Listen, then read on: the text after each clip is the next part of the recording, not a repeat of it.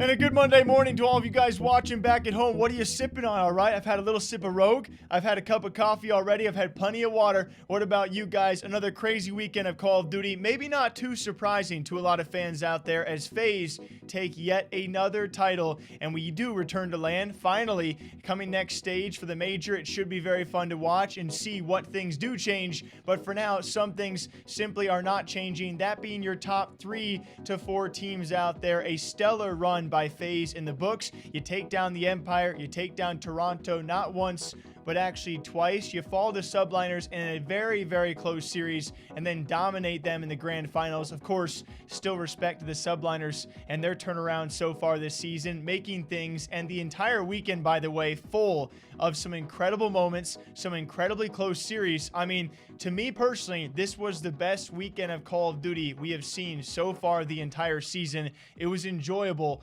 all the way throughout. Okay, so they stack that bomb site. They adjust. They don't go middle of the map. Now you know that it's going to be a bomb plant at A. They're trying to isolate Simp. Is Simp going to be ready for 3? I doubt it. Clay has to stay alive on the other side. Simp is at least able to get 1, and now you're just wasting time if you're Simp. Arsenes is there to help him. A 2v4 now for Atlanta FaZe. And look to close it out. Asim gets gunned all on Clay. And it's done. FaZe, their second win on the year. And my God, did they put a statement on it with that search and destroy. They play Raid like a fiddle.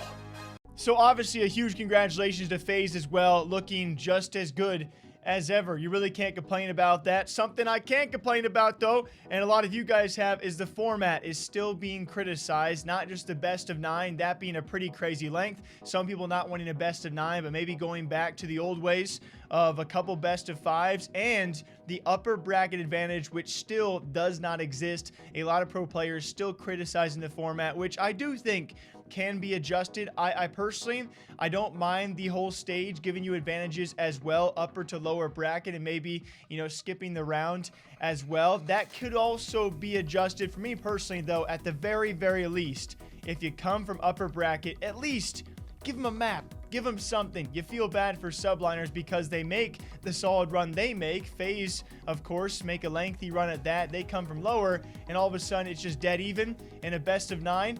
And I think any team would love a map advantage on FaZe. But what do you guys think about that? Very lastly, I think it's really important to mention Toronto, still a very stellar run. I think their series against FaZe could have gone either way. And I did not expect OpTic Chicago to make a top 4 appearance. With the way Scump was talking about heading into the event, I was not too confident, but it was great to see them make a top 4 run. I am super excited to see them especially, but all of these teams on land for the next major and how that shifts things up, because it certainly will be crazy. Now, there were plenty of complaints this past weekend. In case you guys missed it, several pro players experiencing a lot of issues, not just this weekend, but over the past few weekends, and expressing their complaints on Twitter. Crimsix was probably the lead dog in this, and still, when I watched this back, after a tech pause early on against OpTic, one of the funniest things out of nowhere that I've ever seen was Crimsix flicking off the COD cameras. Illy right now on a 4 streak. Crim lighting up the kill feed as well. His Empire starting to make a little bit of a run, but we're just hearing there's a bit of a technical issue. I saw one of the arrows for OpTic not moving at the tail end of that. Maybe that's why it was a little easy to break. Yeah, no, that makes sense. I didn't notice it. I was actually looking at the stat stock for a second for something about this map, and I look back. I'm like, I don't think that arrow is moving. So we'll wait and find out what's going on there. Apologies for the delay, but we'll get back in as quickly as we can. But I don't know, anything to take away from those first couple of minutes, Joe?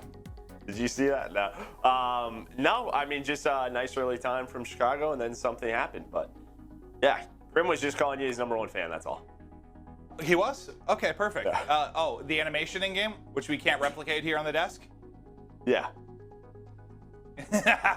Thank you, Crum. Appreciate that. But yeah, we'll get to the bottom of this as quickly as we can. We're just hearing from our production side. We'll wait on League Ops stuff. But he continued on Twitter saying, GG's OpTic. These tech issues are effing ridiculous, and 75% plus of them have happened to us this year.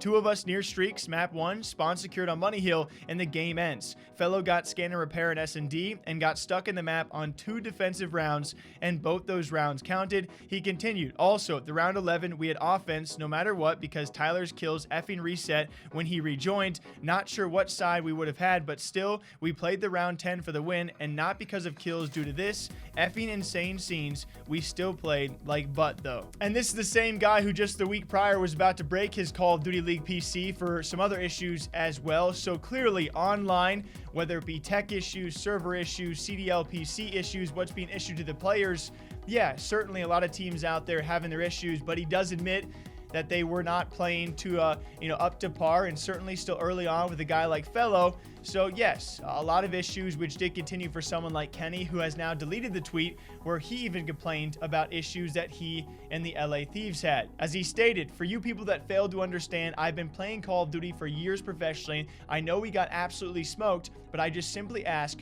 for a chance to shoot back. So you imagine some sort of server or connectivity issue, something in the game that did not allow him, in his own eyes, to have a fair opportunity to shoot back at his opponents. And clearly, of course, the LA Thieves as well have had very, very limited time with someone like Hook, so expected to improve, or hopefully will be. And then he's also made comments about someone like Sam or Octane having issues, and I'm sure there have been other pro players who just simply choose not to complain about these things because you know the mosh pit you throw yourself in if after a loss you take to Twitter, even if it's not an excuse, but it's just a complaint of what did happen. I'm sure plenty of pros have experienced similar things, and it's unfortunate. So hopefully, once we go to LAN, there will be no need for complaints, no need for excuses, and we will see teams straight up. They just got to beat one another, and who's going to come out on top? Well, it's hard not to favor a team like FaZe right now. We'll see who can bounce back the most. But yes, a great weekend of Call of Duty. Some complaints here and there. Another win for FaZe. And my oh my, who can keep up with the little young guns? All right, until next time, hope you guys all enjoy. Drink up for me. I'll catch you back here sometime soon. Take care.